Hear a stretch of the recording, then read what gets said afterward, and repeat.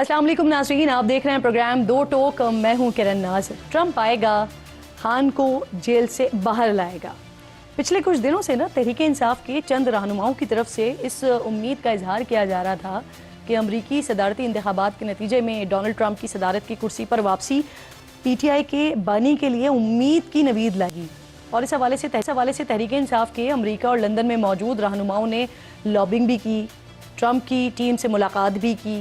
लेकिन पाकिस्तान तहरीक इंसाफ की senior leadership और इमरान खान की फैमिली इस तासुर को गलत करार दे रही है। अब तहरीक इंसाफ की ट्रंप से उम्मीद और नाउम्मीदी की इस सारी दास्तान के बीच में हुकूमत ने भी अपना किरदार अदा किया है, अपना हिस्सा डाला है। और वज़ीर दिफा ख्वाजा आसिफ ये दावा कर रहे हैं कि पाकिस्तान तहरीक इंसाफ इमरान खान को बैरून मुल्क भिजवाने की कोशिश कर रही है। अगर कोई समझता है कि ट्रंप आ गया यहाँ कोई फ़र्क पड़ेगा तो ये ख्वाब। अब नाज़रीन, ख्वाजा आसिफ साहब का ये दावा बहुत बड़ा दावा है कि बाज़ मुल्क खान साहब को लेने को भी तैयार हैं। क्या हुकूमत से इस मामले पर बाकायदा तौर पर कोई राब्ता हुआ है?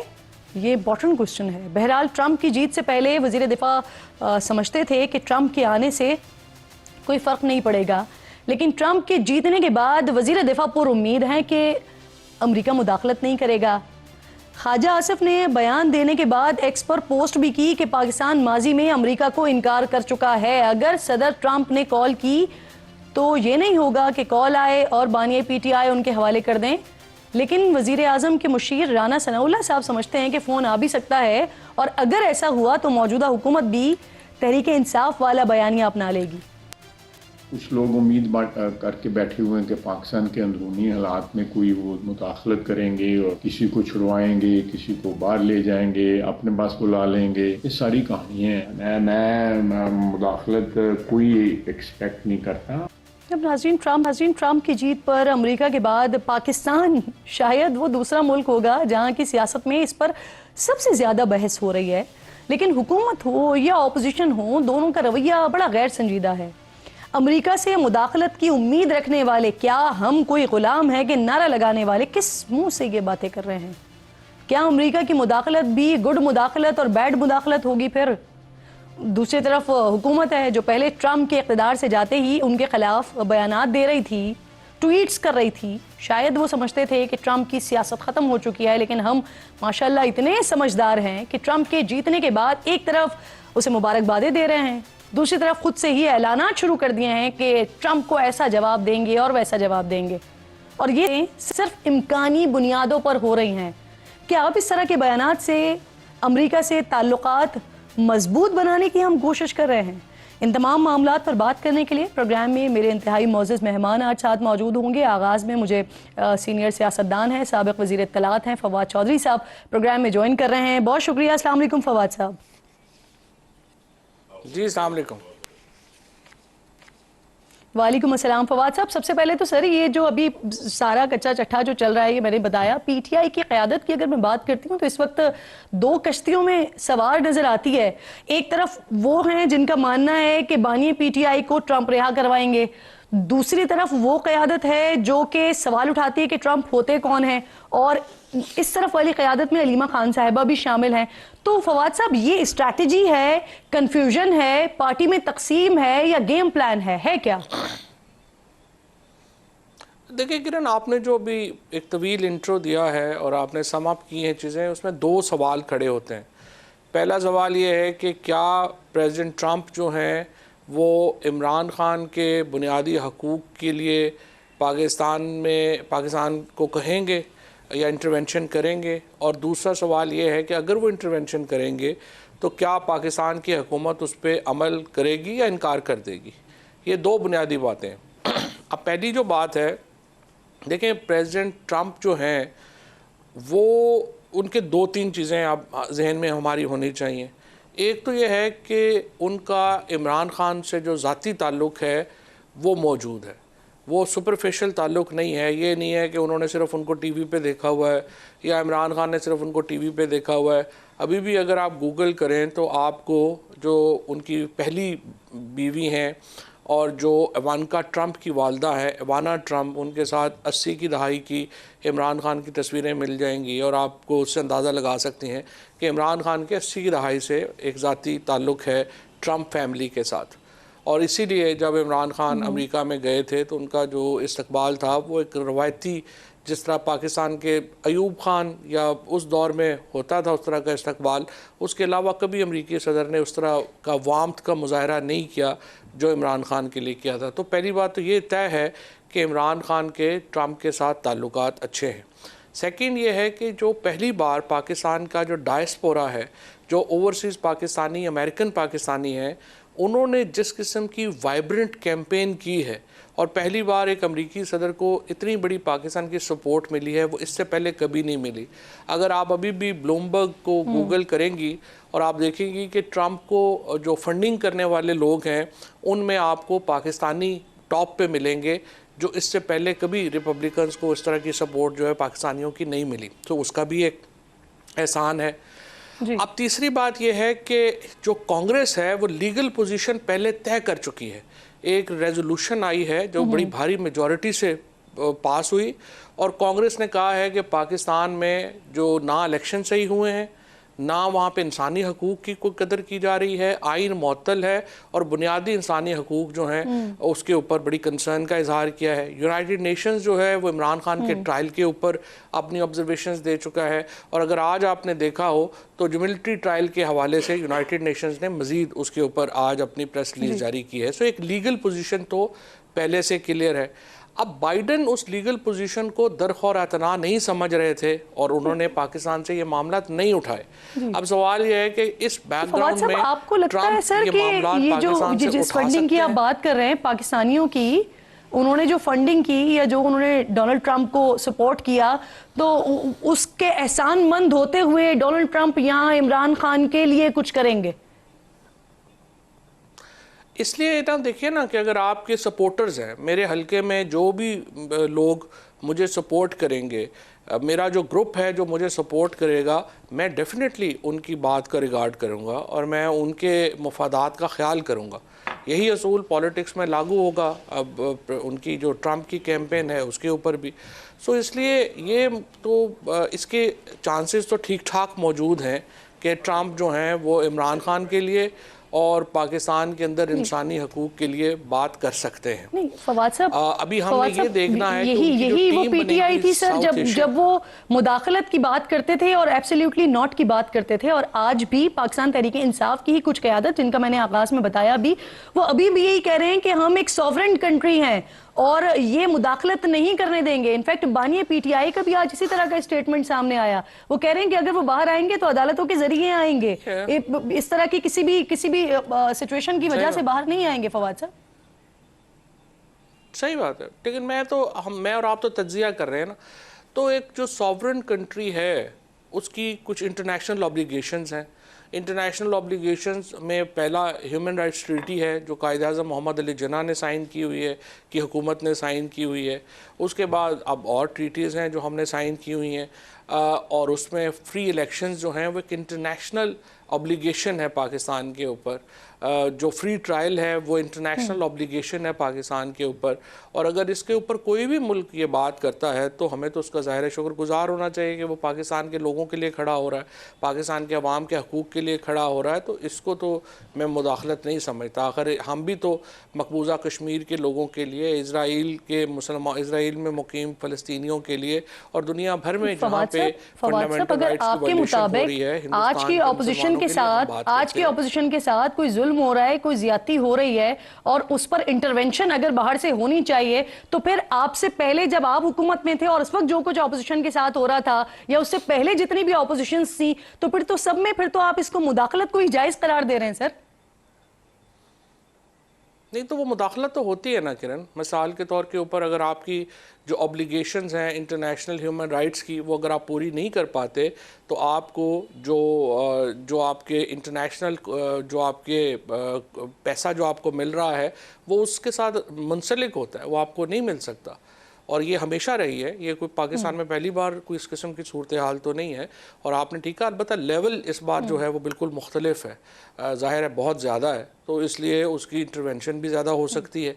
अब दूसरी जो बात है, दूसरा हिस्सा ये है कि क्या जैसे कि आपने कहा कि हमेशा ही होती है, तो सर आपके दौर में क्या मुदाखलत हुई थी? हमारे दौर में भी जो इंटरनेशनल ह्यूमन राइट्स ऑर्गेनाइजेशंस थी, फॉर एग्जांपल जो जर्नलिस्ट बियॉन्ड बॉर्डर्स है, अगर आपको याद हो कि जब असद तूर साहब का मामला हुआ था, मतीउल्लाह जान का मामला हुआ था, तो उन्होंने इसके ऊपर बड़ा प्रोटेस्ट किया था और राइटली सो उन्होंने प्रोटेस्ट किया था। इसके साथ जो एमनेस्टी इंटरनेशनल है, या जाहिर है कि हमारे ज़माने में जो वायलेशंस हैं उसका ये लेवल तो कभी भी नहीं था ना, जवाब है। तो जो मुनासिब उस वक़्त का था, मुनासिब उस वक़्त तक वो भी करते थे। तो अब तो चूँकि बहुत ज़्यादा है, तो इसलिए लेकिन आपने फवाद देखा है अक़वाम मुत्तहिदा ने तो पाकिस्तान इन में तमाम सहाफ़ियों के साथ उस वक्त जो कुछ भी हो रहा था, उस वक्त आप समेत आपकी पूरी हुकूमत जो है वो कुछ और मौक़िफ़ रखती थी सर उस वक्त। कभी भी नहीं, कभी भी नहीं। हमने जब भी हुआ 12 घंटों में मतीउल्लाह जान जो हैं उनको हमने जो है वो रिकवर करवाया।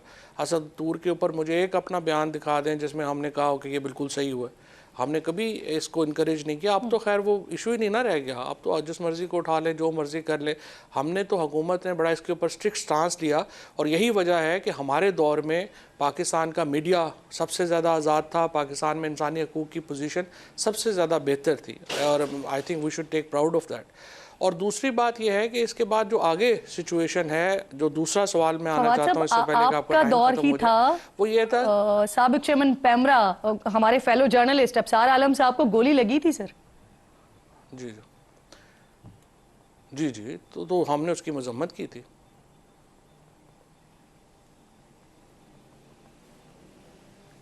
सिर्फ मजम्मत काम था वैसे फवाद साहब हुकूमत का, और उस वक्त जो एक्शन आप लोगों की तरफ से लेने चाहिए थे वो हुए थे सर? जाहिर है नहीं बिल्कुल हमने मजम्मत की थी। मैंने तो अब भी मजम्मत करता हूँ, बड़ी होना ही नहीं चाहिए था। It's very unfortunate. अच्छा, अब दूसरा जो उसका हिस्सा है, अब मुझे समहाउ आपकी आवाज़ कट रही है। आप बात करें, आपकी आवाज़ मुझे बिल्कुल क्लियर आ रही है। आपकी आवाज़ नहीं आ रही है, सॉरी दोबारा बोलिएगा। मुझे आपकी आवाज़ बिल्कुल क्लियर आ रही है, आप बात कीजिए, मैं कनेक्शन भी दुरुस्त करवाती हूँ मीनवाइल। जी अब ठीक है। अच्छा, दूसरा ये था हिस्सा कि देखिए ना, अब हमने ये तय किया कि डोनाल्ड ट्रंप इंटरवेंशन कर सकते हैं। अब दूसरा हिस्सा उसका ये है कि क्या इंटरवेंशन अगर हो तो ख्वाजा आसफ और राना सनाउल्लाह जिस तरह कह रहे हैं कि हम डट जाएंगे और हम बिल्कुल बात नहीं मानेंगे, क्या ऐसा है? देखिए, ऐसा ये नहीं कर सकते। इनकी ना तो माजी में कोई ट्रैक रिकॉर्ड है खड़ा होने का, ना अभी कोई ट्रैक रिकॉर्ड है खड़ा होने का, और ना ही इन्होंने खड़ा होना है, और ना ही पाकिस्तान की वज़ीर दिफा ने बताया है, 2 बार मियां साहब ने मना कर दिया है। देखिए ना, वो कह रहे हैं कि एटॉमिक धमाका जब हुआ था तो हमें क्लिंटन ने कहा था तो हमने मना कर दिया था। उसके ऊपर बड़ी कंट्राडिक्टरी बातें हैं। गौहर अयूब साहब की अगर आप सुन लें, शेख रशीद साहब की सुन लें, जो लोग उस वक्त साथ थे उनकी कंट्राडिक्शन है, but let's not go into that. वो अगर किया था तो बहुत अच्छा किया था, and it was a right decision, और I think we should all appreciate कि जो लोग भी उसमें शामिल थे एटमी धमाका करने में, वी शुड अप्रिशिएट दैट। लेकिन जहाँ अब मामला है उसमें यह है कि जो भी पाकिस्तान के इस वक्त हालात हैं उनमें ये कहना कि आप वो दुनिया कंसर्न शो करेगी और आप उस कंसर्न को उठा के फेंक देंगे और आप कहेंगे हमें कोई परवाह नहीं, ये देखिए ये पाकिस्तान नहीं कर सकता। पाकिस्तान के इस वक्त जो माली मफादात हैं IMF के साथ, वर्ल्ड बैंक के साथ, वो इतने गहरे जुड़े हुए हैं कि इस तरह का कोई छोटा सा झटका भी मौजूदा हुकूमत जो है वो नहीं ले सकेगी। और अगर उन्होंने इंटरवेंशन का फ़ैसला किया पाकिस्तानी डायस्पोरा के प्रेशर में, तो पाकिस्तान की हुकूमत को उनकी बात माननी पड़ेगी।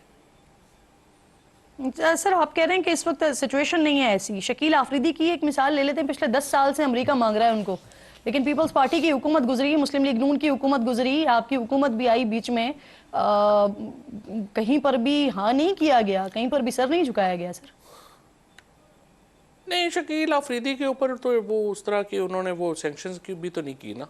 हम भी तो आफिया सदीकी मांग रहे हैं इतने अरसे से, हमें तो आफिया सदीकी उन्होंने हवाले नहीं किए हैं, और कई गुआंतानामो बे के जो लोग हैं वो हमारे हवाले हुए हैं, आफिया सदीकी हमारे हवाले नहीं हुई हैं।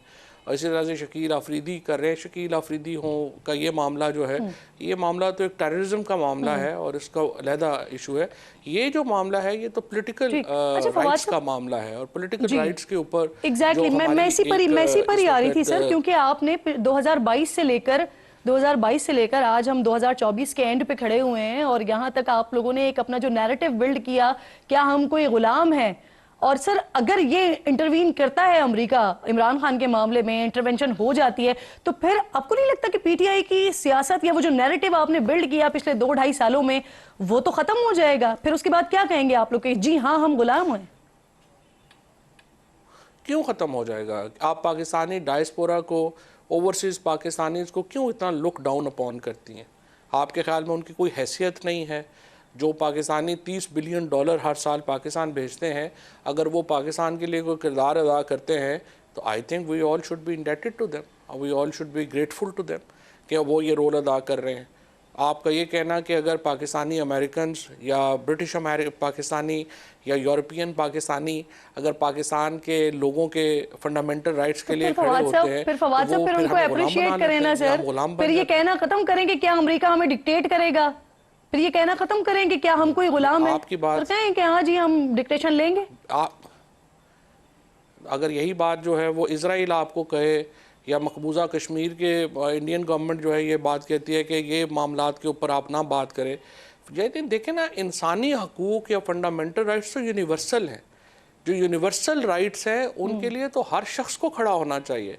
आपका फ़र्ज़ है कि आप अमेरिका में अगर कोई ज़्यादती हो रही है तो उसके लिए आवाज़ बुलंद करें, अगर भारत में हो रही है तो आवाज़ बुलंद करें, अगर कहीं और हो रही है तो आवाज़ बुलंद करें। इसी तरह उनका भी ये फ़र्ज़ है कि वो पाकिस्तान के लोगों के साथ खड़े। लेकिन फवाद साहब फिर तशवीश का बाइस यही तो बन जाता है ना कि वही सारा जो इंसानी हुकूक की खिलाफ वर्जियाँ कश्मीर में और फ़लस्तीन में हो रही हैं, जिसके ऊपर वहाँ पर तशवीश नहीं पाई जाती, वहाँ इमरान खान के हवाले से तशवीश पाई जाती है और फिर उनके हवाले से बिल्स भी आ जाते हैं, उनके हवाले से करारदादें भी आ जाती हैं, तो ये भी तशवीश की बात बन जाती है।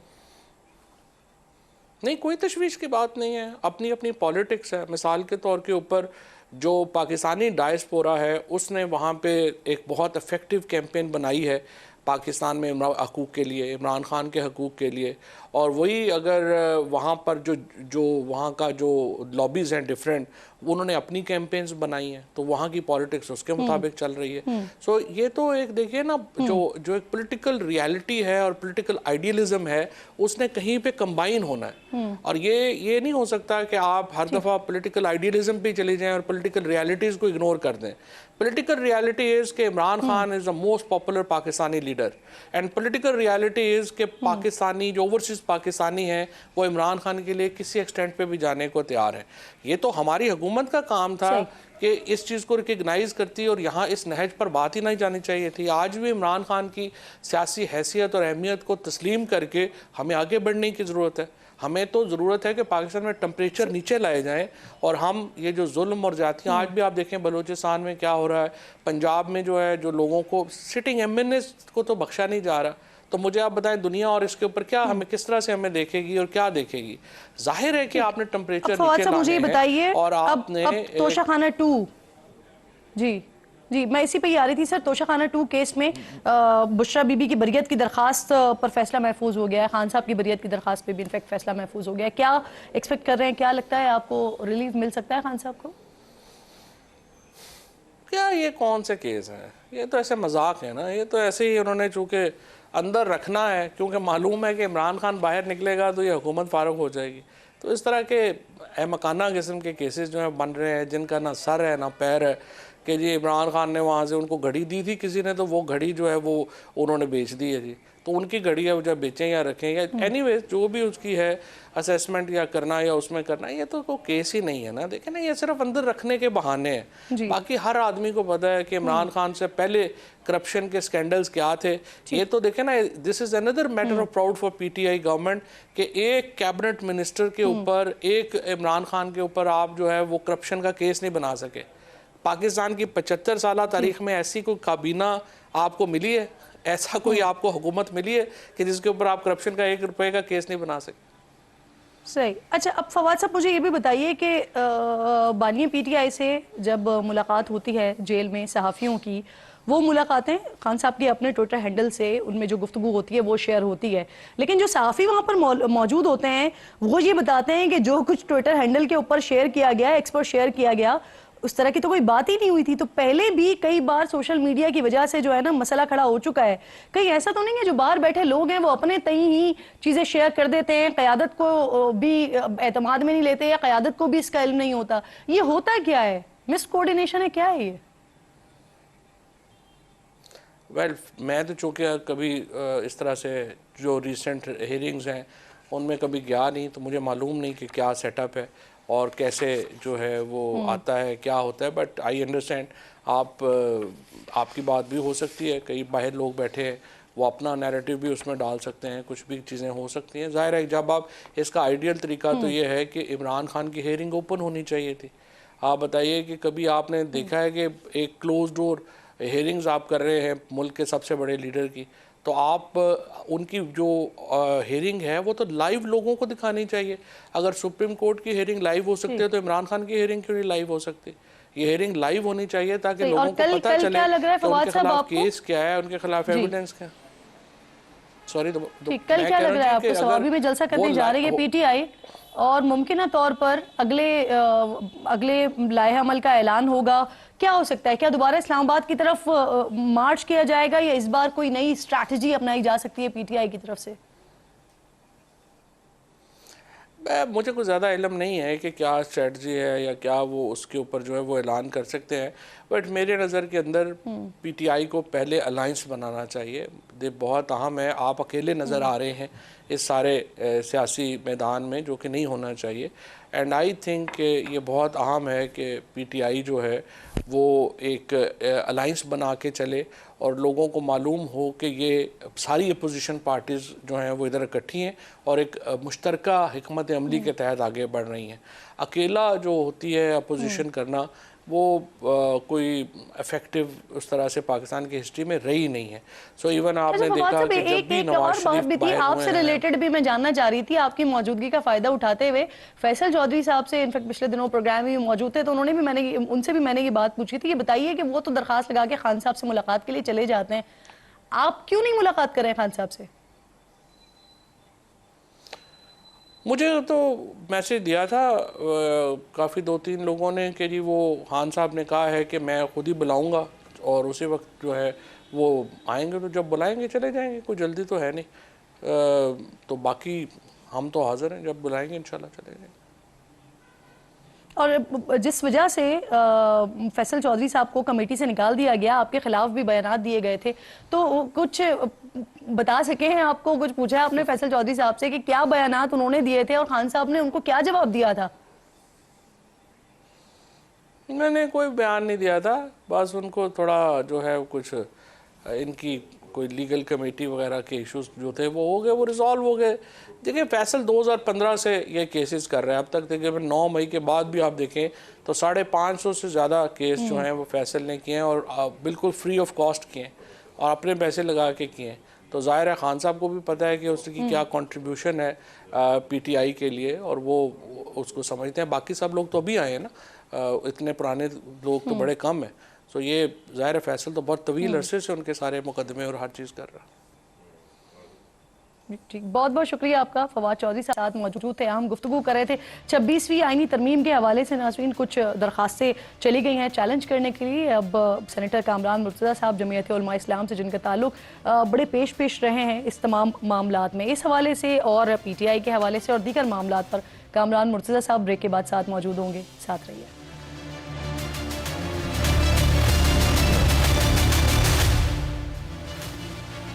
प्रोग्राम में एक बार फिर आपको खुशामदीद कहती हूँ। कुछ खबरें इस तरह की आ रही हैं, कुछ सराउंडिंग्स में बातें हो रही हैं कि शायद JUIF और इमरान खान के दरमियान कोई मुलाकात होगी या होने जा रही है। इसकी कंफर्मेशन के लिए कामरान मुर्तज़ा साहब मेरे इंतहाई मोअज़्ज़ज़ मेहमान है, प्रोग्राम में मुझे ज्वाइन कर चुके हैं।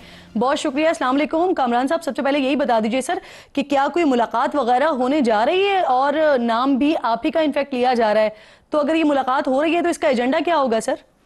पहली बात के जवाब तो ले लेती ना, ये किसी चैनल ने ये खबर चलाई है, दो के ये बात कहीं ना कहीं किसी न किसी जगह पे अंडर कंसिडरेशन है, मगर कोई मुलाकात की बात ना तय हुई है, ना कोई ऐसी बात किसी का नाम तय हुआ है। मौलाना साहब खुद जो है वो UK में है, मैं कोयटा में हूँ। कहीं किसी कारण पे ऐसे गपशप में ये बात हुई थी, मौलाना साहब तक पहुंचा दी गई थी, बस उसके बाद आगे कोई बात बढ़ी नहीं है। और कोई भी इसमें ऐसी बात जो है ना वो मजीद जो है ना वो नहीं हो सकती जब तक मौलाना खुद ना हो या पार्टी कोई डिसीजन ना ले। पार्टी ने ऐसा कोई डिसीजन अगर नहीं अगर सर मुलाकात हुई और डिसीजन हो गया तो फिर एजेंडा क्या होगा इसका? अभी तक बात ही फाइनल नहीं हुई है कि किस वाकई की कोई मुलाकात होगी या नहीं होगी। तो जब ये बात तय हो जाएगी कि किसी ने मुलाकात करनी है पार्टी के बिहाफ पे या उनके बिहाफ पे या हमारे बिहाफ पे, तो फिर उसके बाद एजेंडा तय करेंगे। फिर अगर कोई ऐसी मुलाकात होती भी है तो वो किसी की ख्वाहिश पे होती है, तो फिर जिसकी ख्वाहिश पे होती है उसको सुना जाता है, तो उसको सुना जाएगा। फिर अगर कोई ऐसा मैसेज हुआ तो फिर किसी को जिसके लिए मैसेज होगा वो उसको दिया भी जा सकता है। नहीं तो ये है ख्वाहिश किसकी तरफ से? जेयूआई की तरफ से है, पीटीआई की तरफ से, मौलाना साहब की तरफ से, इमरान खान की तरफ से? ख्वाहिश किसकी है सर? नहीं, ख्वाहिश ऐसे दोस्तों की ख्वाहिश है। कुछ होते हैं ना वेल विशर होते हैं, कुछ चाहते हैं कि वो आपस में जो है ना पार्टियां नज़दीक आएँ। तो उसमें बाकी तो देखिए तलखी जो है पीटीआई की और जेयूआई की काफ़ी कम हुई, बल्कि नॉर्मल हो गए। आप नॉर्मलसी कह सकते हैं इसको इस वक्त जो हालात हैं। और नॉर्मलसी में आ गए तो लोग शायद लोगों की ये भी चाहत हो कि इससे भी आगे कोई स्टेप बढ़े।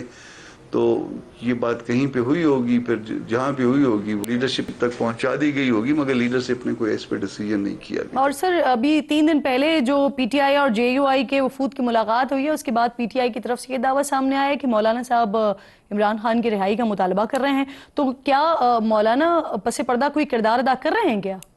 नहीं, अभी तक देखिए ये मुझे पता है कि जिस वक्त 26th अमेंडमेंट वाला मामला चल रहा था जी।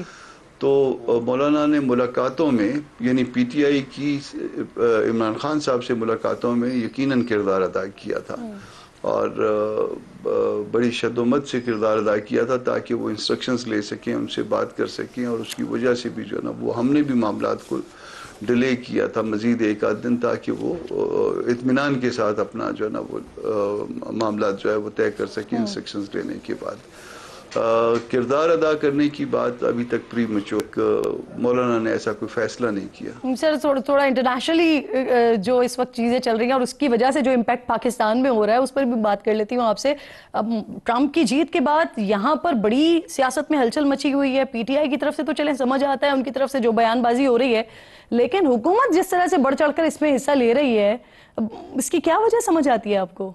मेरा ख्याल है दोनों साइड से जो ब्लड प्रेशर वाले या जिनका ब्लड प्रेशर हाई होता है या कम होता है वो इस तरह के स्टेटमेंट देते हैं वरना मुल्कों के दरमियान कोई रोमांस नहीं हुआ करते, कोई लव अफेयर नहीं हुआ करते। मफादात के तहत जो है ना मामला तय होते किसी ये सिर्फ ब्लड प्रेशर के मामला आता है। और अदरवाइज जो है ना मुल्कों के दरमियान जो है दोनों मुल्कों के फ़ायदे देखते हैं। या कोई मुल्क अगर आपके साथ बढ़ता है, जितना भी आपके साथ अजीज़ दोस्त हो आपका, जिसका भी आप नाम आपके जहन में आता है, वो उनका भी जब तक मफाद नहीं होगा उस वक्त तक वो आगे नहीं बढ़ेंगे। और मुल्कों की लीडरशिप जो है ना वो खाली एक लीडर के तब्दील होने से, किसी के सदर के तब्दील होने से इस तरह से नहीं होता कि वो फिर आगे जो है ना बहुत बड़े मामलात में जो है ना वो मुदाखलत करेंगे। उन मुल्कों का अपना मफाद होता है और वो मुल्क के साथ होता है, वो मुल्क की जो शहादत होती है उसके साथ वो वर्किंग रिलेशंस उनके चल रहे होते हैं। बिल्कुल ठीक। कामरान साहब, 26वीं आईनी तरमीम जिसमें एक बड़ा अहम रोल आपका रहा, अब उसके खिलाफ दरखास्तें आ चुकी हैं कई। सुप्रीम कोर्ट के 2 सीनियर तरीन जजेस हैं, उनका खत भी सामने आ गया है। क्या इम्कानात, क्या पॉसिबिलिटीज़ हैं?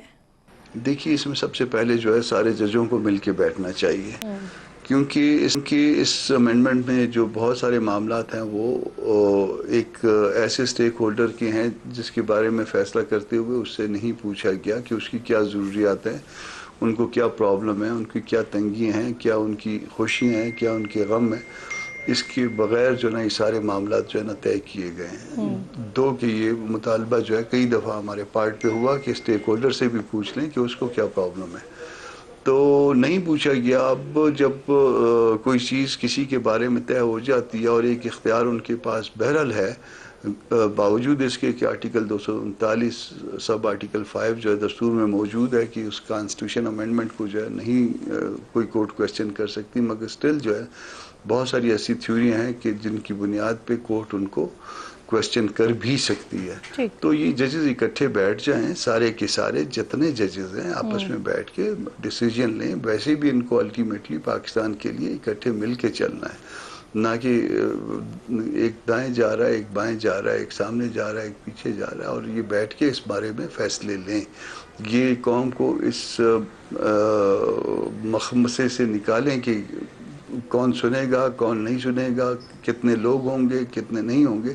ये वैसे एक आम आदमी के लिए नॉन इशू है। आम आदमी का मसला जो है वो कुछ और है, रोटी है, दाल है, कपड़े हैं, मकान है, बिल है, गैस का बिल है, ये मसले हैं। सही। कल सर पीटीआई सवाबी में करने जा रही है जलसा, और गालिब इम्कान है, कह भी रहे हैं कि कल जो है वो फिर अपने अगले लाए अमल का ऐलान करेंगे और मुमकिन तौर पर शायद इस्लामाबाद की जानिब मार्च का भी मामला हो सकता है पीटीआई की तरफ से। तो फिर क्या सर आप लोग की अभी जो मुलाकात हुई उसमें या वैसे ही जेयूआईएफ के साथ कुछ डिस्कशन हुई है इस सारे मामले में?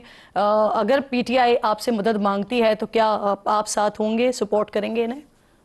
मेरे अपने ज़ाती ख्याल में पार्टी ने इस पर कोई फैसला नहीं किया, मगर मेरे कम अज़ कम मेरे ज़ाती ख्याल में ये एक शख्स की राय है, पूरी पार्टी की राय नहीं है। इसमें ऐसा फिल वक्त मुमकिन नहीं है।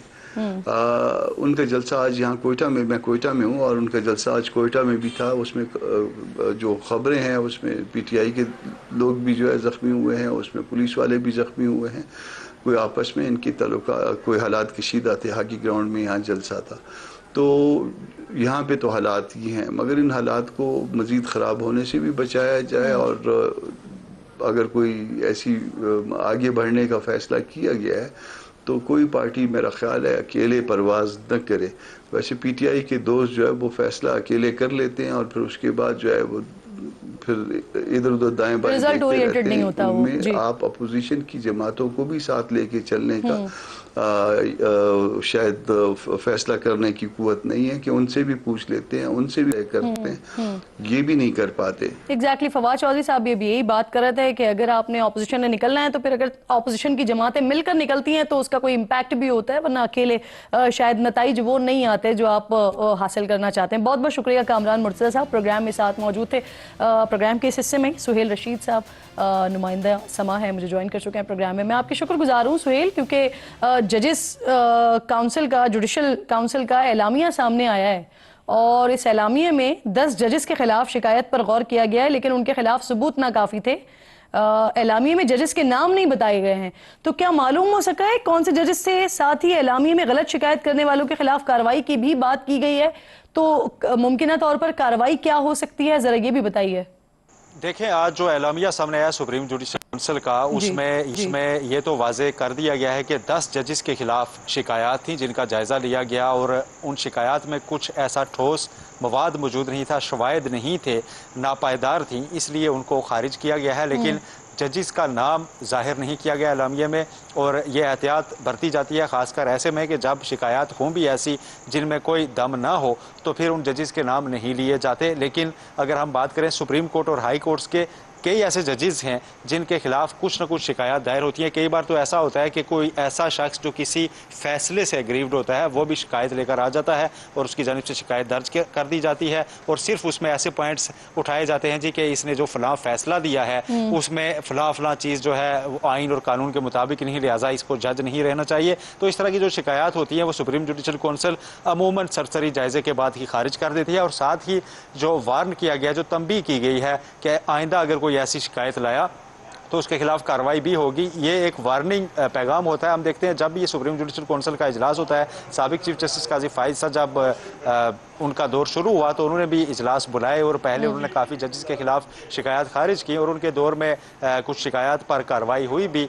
हमने देखा जस्टिस मुज़ाहिर अली अकबर नकवी के खिलाफ कार्रवाई आगे बढ़ी थी और उसके बाद उन्होंने रिज़ाइन किया, फिर बाद में उनको बरतरफ भी किया गया। ये सारी कार्रवाइयाँ भी होती रही, लेकिन ये वार्निंग तब भी होती थी सारे बाकी लोगों, और कुछ ऐसे शिकायत कुनिंदा थे जिनको काउंसिल में बड़ा।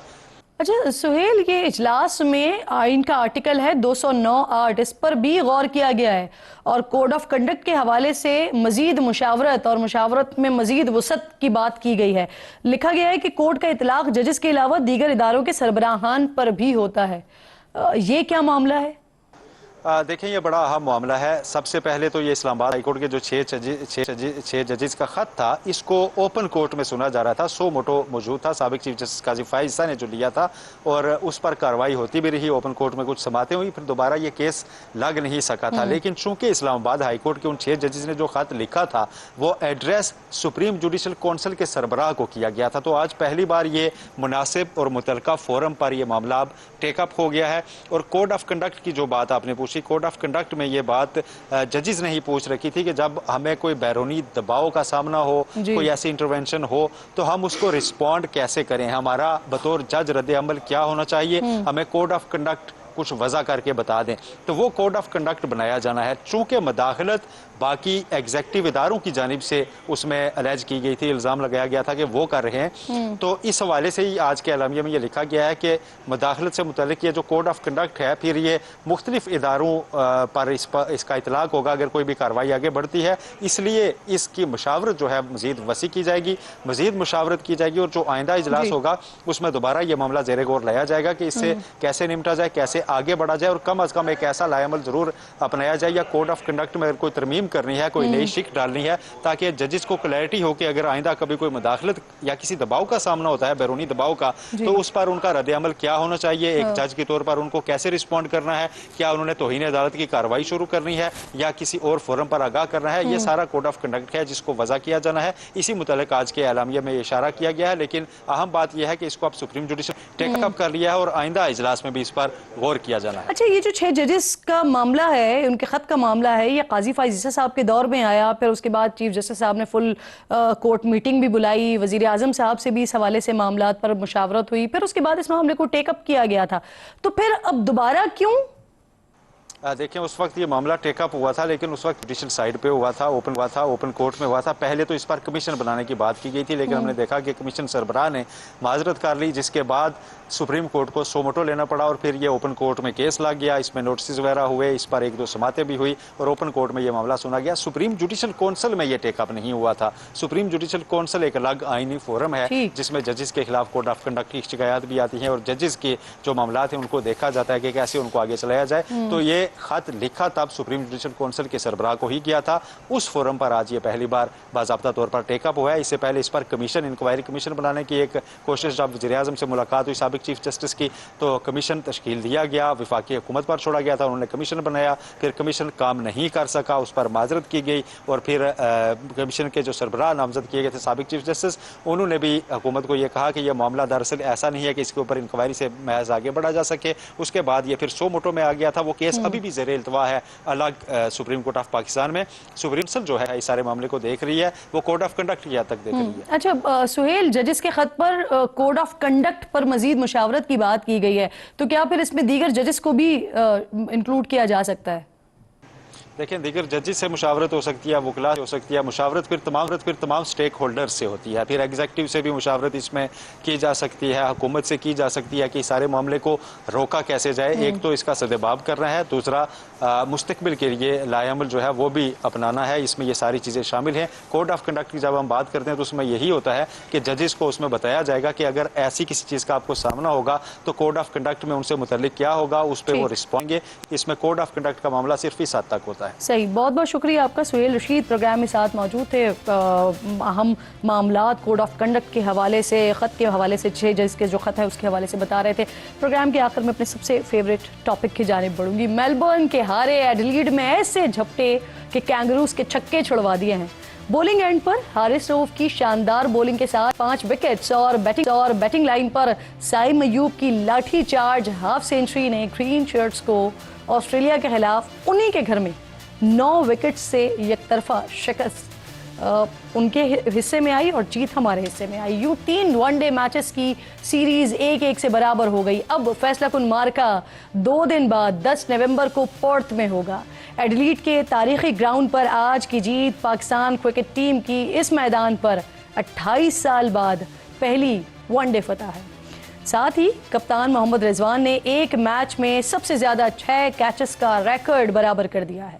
ऑस्ट्रेलिया से तो पाकिस्तान क्रिकेट के लिए बड़ी अच्छी खबर आई है, लेकिन इंडिया की तरफ से पाकिस्तान के लिए कोई अच्छी खबर शायद कभी आनी ही नहीं है, क्योंकि इंडिया को पाकिस्तान के अंदर अमन से लेकर खेल तक और खेल से लेके एंटरटेनमेंट की खुशियों के रंग में भंग डालने की पुरानी बीमारी है। ऑस्ट्रेलिया, कनाडा, अमेरिका और कतर में दहशतगर्दी करवाने वाला मोदी का इंडिया पाकिस्तान में भी दहशतगर्दी करने के बाद अब खेल के मैदान में हठधर्मी दिखा रहा है। अगली चैंपियंस ट्रॉफी 2025 में पाकिस्तान में ये शेड्यूल है। 19 फरवरी से 9 मार्च तक चैंपियंस ट्रॉफी के मैचेस कराची में होने हैं, लाहौर में होने हैं, रावलपिंडी में होने हैं। टूर्नामेंट के लिए 6 ममालिक ने टीम्स पाकिस्तान भेजने की तस्दीक भी कर दी है, लेकिन इंडिया मुसलसल सियासत और सिक्योरिटी को बहाना बनाकर अपनी टीम भेजने से इनकार करते हुए टूर्नामेंट को हाइब्रिड मॉडल के तहत करवाना चाहता है। कल चैंपियंस ट्रॉफी में शिरकत से मुतालिक पाकिस्तान क्रिकेट बोर्ड ने यस या नो में तहरीरी जवाब देने के लिए भारत को वाज़े तौर पर पैगाम पहुंचाया था, जिसके बाद आज इंडियन मीडिया ने दावा किया है कि इंडियन टीम ने पाकिस्तान आने से साफ इनकार कर दिया है और इंडियन टीम न्यूट्रल वेन्यू पर अपने मैचेस खेलेगी। और बीसीसीआई ने पीसीबी को चैंपियंस ट्रॉफी में पाकिस्तान न आने के बारे में आगाह भी कर दिया है। इंडियन मीडिया के इस दावे पर चेयरमैन पीसीबी मोहसिन नकवी ने रद्द-ए-अमल देते हुए इंडियन क्रिकेट बोर्ड की तरफ से कोई जवाब न आने की खबर दे दी है। इंडियन मीडिया पे खबरें आ रही हैं कि इंडियन टीम नहीं आ रही। हमारे से आज के दिन तक, इस वक्त तक कोई हाइब्रिड मॉडल पे ना बात हुई है, ना हम उसके ऊपर बात करने के लिए तैयार। हम आज भी चाहते हैं कि क्रिकेट सियासत से साफ हो। पाकिस्तान पिछले चंद सालों में बहुत अच्छे जेस्चर दिखाता रहा है। हम ये उम्मीद करते हैं कि हर दफ़ा हमसे अच्छे जेस्चर की तवक्को ना करें। हर दफ़ा हमसे अच्छे जेस्चर की तवक्को ना करें। अब यहाँ आपको याद दिला दूँ नाज़रीन के कुछ दिनों पहले ये खबर भी आई थी कि पीसीबी ने बीसीसीआई को ये इनफेक्ट ऑप्शन भी दिया था कि इंडियन टीम हर मैच के बाद चंडीगढ़ भी जा सकती है या दिल्ली भी वापस जा सकती है, लेकिन इंडिया की तरफ से इस ऑप्शन को भी मुस्तरद किया गया। लेकिन आज चेयरमैन क्रिकेट बोर्ड ने इंडिया को बड़ा वाज़े तौर पर कह दिया है कि हम काफ़ी अरसे से आपसे बड़ा अच्छा रवैया इख्तियार किए हुए हैं, लेकिन अब ऐसा नहीं होगा। आईसीसी किसी भी इवेंट के शेड्यूल का ऐलान उमूमन 3 महीने पहले करता है। यूँ चैंपियंस ट्रॉफी के शेड्यूल का ऐलान आइंदा हफ्ते होने का इम्कान है। पाकिस्तान ने आखिरी मरतबा गुज़िश्ता साल यानी 2023 में एशिया कप की मेज़बानी की थी। इस इवेंट में भी इंडियन टीम ने पाकिस्तान आने से इनकार कर दिया था, जिसके बाद हाइब्रिड मॉडल के तहत इंडिया के जो मैचेस हैं वो श्रीलंका में शेड्यूल किए गए थे, जहां कोलंबो में खेले गए फाइनल में इंडिया ने श्रीलंका को हराकर टाइटल अपने नाम किया था। इस सारी सिचुएशन पर मज़ीद हम बात करते रहेंगे और देखते रहेंगे कि इंडिया की तरफ से आखिरी लम्हात में क्या कुछ तब्दीली आती है। इसी तरह से कायम रहते हैं अपनी हठधर्मी पर। प्रोग्राम का वक्त ख़त्म हो गया। इंशाअल्लाह नाज़रीन से मुलाकात होगी कल। अपना और अपने मुल्क का ख़ास ख्याल रखिए। फ़लस्तीन को अपनी दुआओं में याद रखिए। अल्लाह निगहबान।